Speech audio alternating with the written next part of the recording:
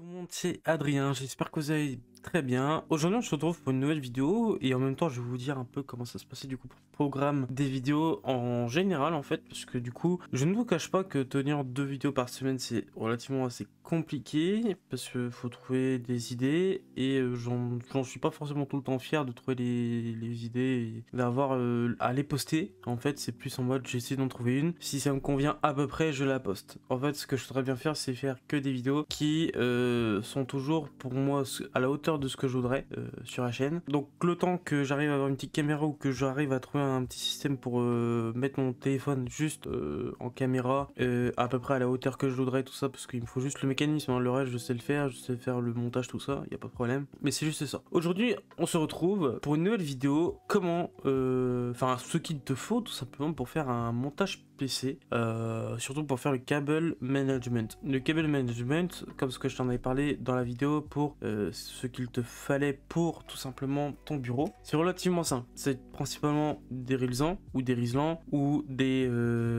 serre-câbles, coloring, ou alors voilà, ou quoi, tout simplement. C'est à plusieurs noms, il y en a beaucoup qui appellent ça que des Rislan, d'autres des Rilsan, beaucoup d'autres appellent ça des coloring, ou alors d'autres des attaches câbles. Moi en fait je m'en fous un peu. Tout simplement il va t'en falloir. Le mieux que ce que je peux te conseiller, c'est d'en avoir quand même un peu plus d'une centaine, parce que tu vas voir que ça va aller relativement très vite. Entre le moment où tu vas vouloir passer un câble et le fixer pour pas qu'on le voit, ou quasiment pas le voir. Le moment où tu vas t'en apercevoir qu'au final, le rilsan que t'as mis ne va pas là où t'aurais voulu et qui va se voir, ou alors qui va gêner un autre câble. Donc du coup faire une surépaisseur. Entre le moment où tu vas trouver un autre point de fixation, le moment où tu vas voir qu'au final tu as un autre câble qui doit se rajouter au torrent de câble que tu vas mettre. Donc c'est pour ça que ça va très vite. Donc ici il y en a deux. Alors moi ce que je te conseille c'est d'aller à Action. T'en as des tout petits à genre je crois que c'est 59 centimes le paquet de 100 et 1,99 centimes, donc 1 euro le paquet de 100 aussi, mais d'un peu plus grand.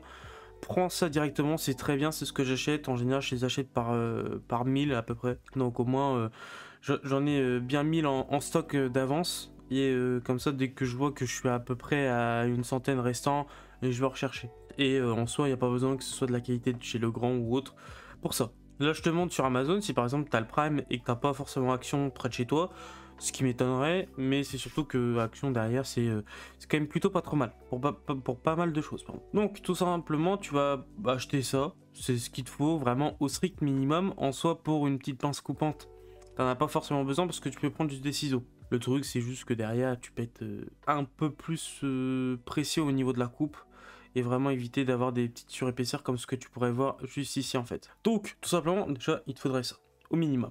Sinon t'achètes les plus gros, c'est-à-dire ceux-là, donc là c'est un sachet de 1000, il est à 20 balles.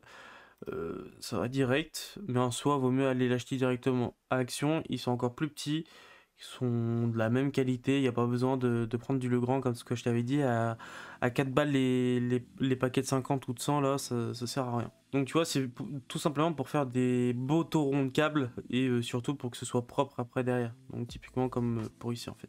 Voilà à quoi ça peut te servir exactement, c'est vraiment pour faire le plus propre possible et que derrière que ce soit quand même esthétique surtout. Si tu as une configuration qui a pour but d'être en full blanc, donc pour éviter un peu le noir, bah dans ce cas là autant prendre des petits coloring pareil en blanc.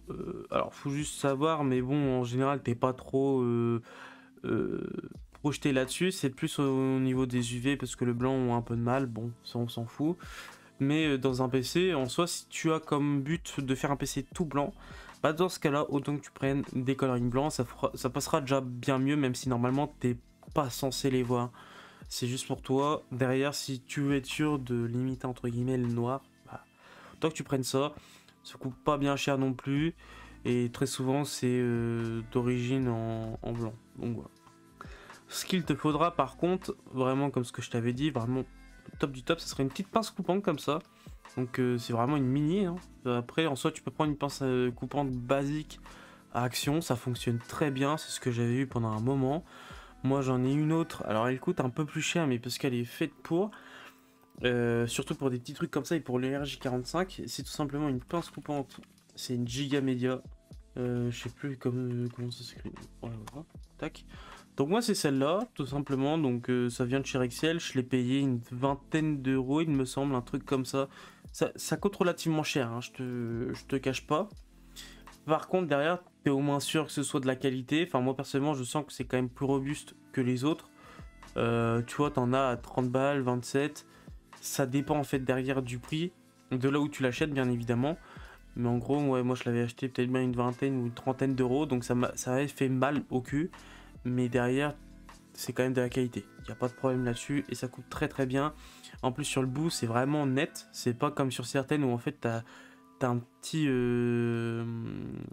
biseautage en fait, où du coup, par contre, ça te coûte pas net à ton réalisant, mais un peu plus loin. Alors que là, au moins, t'es vraiment sûr d'être net. Donc voilà, c'est vraiment ça, c'est vraiment si tu veux faire des trucs le plus parfait possible, que derrière t'en as encore l'utilisation encore mieux. Bon voilà, pourquoi pas. Mais moi, c'est ce que je peux te conseiller, c'est tout simplement ça coûte pas cher et c'est quand même relativement très simple. Puis voilà quoi, tout simplement. Après, sinon, tu as aussi des mini pinces coupantes comme ça, donc c'est pour du modélisme très souvent. Je te le déconseille, j'en ai déjà acheté deux et ça m'a pété pareil. Alors peut-être que c'était le matériau à l'époque. Moi, je l'avais acheté pendant le confinement, il me semble, non, je crois que c'était même avant le confinement. Enfin bref. En fait, c'est tellement fin. Alors ça, je suis d'accord que ça coupe super bien, mais c'est tellement fin que du coup derrière, en fait, ça pète au niveau de la lame.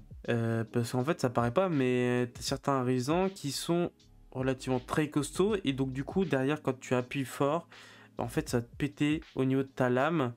Ça te le coupait net. Donc du coup, ça tire pas forcément trop bien. Pour ça que je préfère prendre directement une petite pince comme ça. Ça suffira très largement. Petite pince à la con comme ça, ou même une pince coupante basique, hein, vraiment. Je peux prendre ça à Action, tu vois, un peu dans ce style-là. Bah, ça coûte moins cher que d'acheter une merde comme ça qui va pas tenir très longtemps. Donc voilà. Alors ça, par contre, je te le dis, ça sert à rien. C'est pour des câbles, c'est pas fait pour. Mais tu peux le faire clairement avec une pince coupante comme ça. Ça fonctionne très bien. Et tu vois, le petit biseautage qu'il y a au niveau de la lame, c'est ce que je te parlais justement avant.